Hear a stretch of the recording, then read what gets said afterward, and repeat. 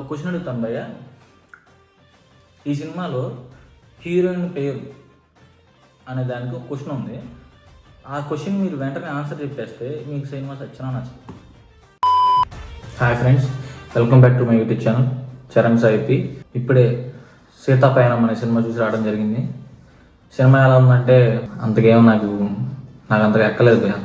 నేను teaser trailer కూడా ఏం చూడలేదు. డైరెక్ట్గా రివ్యూ ఊరికే బుక్ మై షో ఓపెన్ చేసి ఏది రివ్యూ ఉందని చెక్ చేసుకున్నాను అంతే. దీనికి హైయెస్ట్ రివ్యూ 9 పాయింట్స్ ఉన్నాయి. ఏంటో ఎంత ఉందని చెప్పి డైరెక్ట్ సినిమాకి వెళ్ళిపోయాను.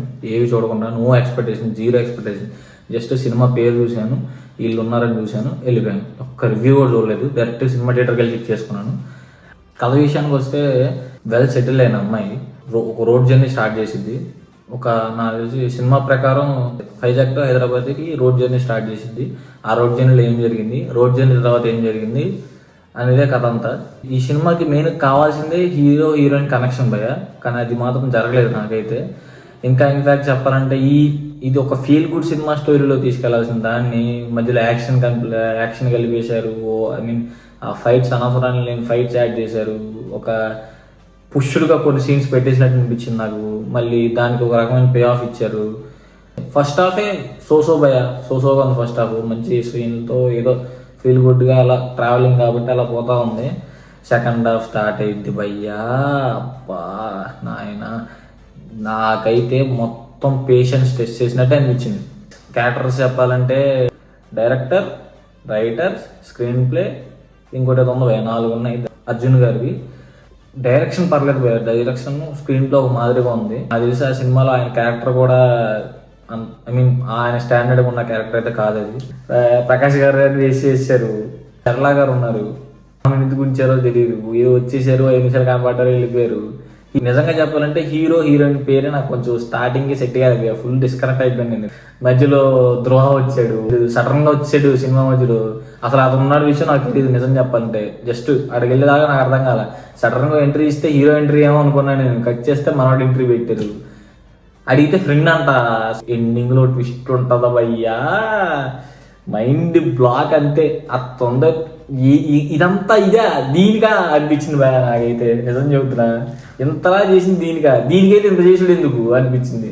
పాజిటివ్స్ అయితే నాకు చూడటానికి కొంచెం సినిమాటోగ్రఫీ పర్లేదు, ప్రొడక్షన్ వాల్యూస్ బాగానే ఉన్నాయి.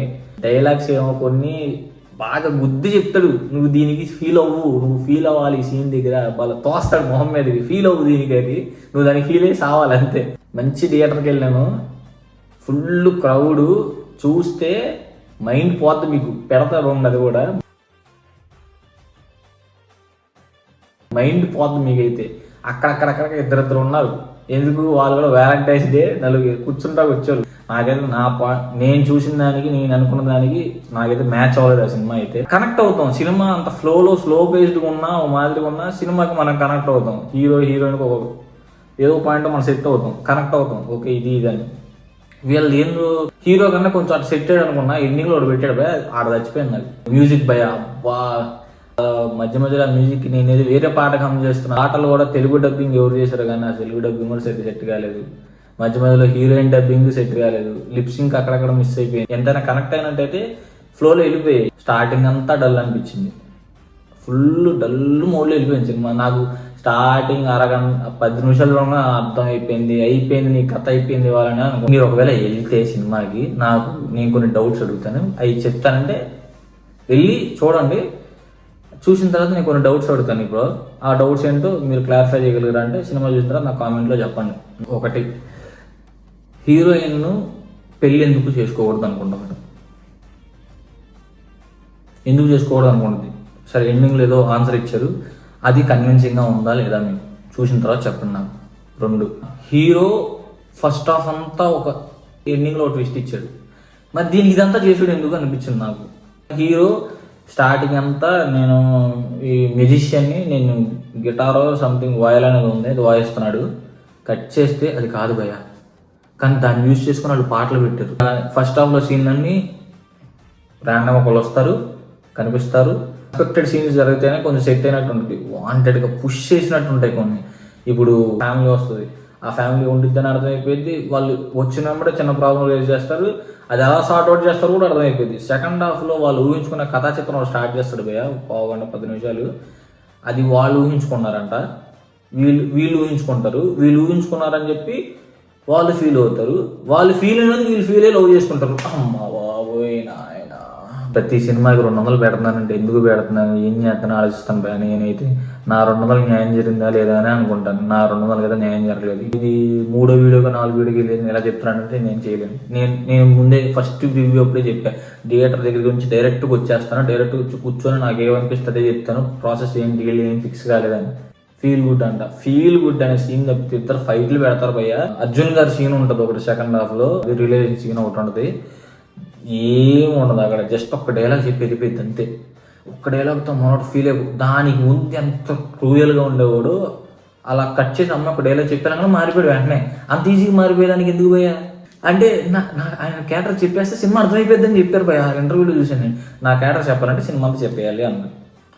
నాకు ఆ క్యారెక్టర్ ఎక్స్ప్లెయిన్ చేసినా సరే ఎక్కేదే కాదు. Writing is not good, direction is not good, screen play is not good భయ్య. జస్ట్ సినిమాటోగ్రఫీ, ప్రొడక్షన్ వాల్యూస్ వరకే బాగున్నాయి.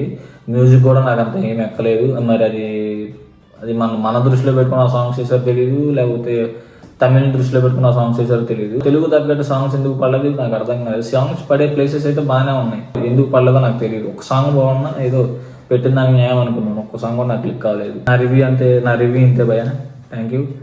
Do like, share and subscribe to my YouTube channel Charan Sai.